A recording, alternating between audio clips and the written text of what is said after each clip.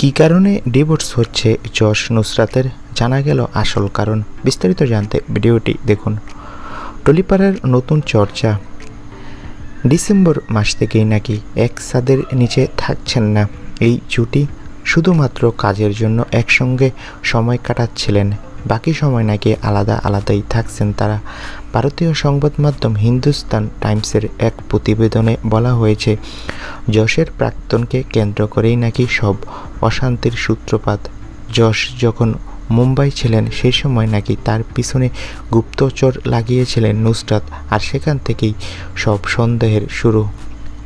এরপর একসঙ্গে থাকার জন্য নুসরাত নাকি তাকে বেশ কিছু শর্ত দিয়েছেন, যদিও যশ সেসব মানতে রাজি হননি।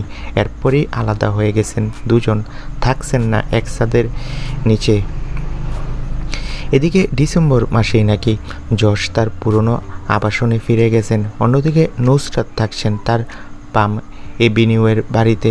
সম্প্রতি আগের সংসারের বড় ছেলেকে নিয়ে থাইল্যান্ডে ঘুরতে গেছেন যশ, অন্যদিকে নুসরাত গিয়েছিলেন উত্তরবঙ্গে, সঙ্গে ছিল ছেলে ঈশান আর পরিবার।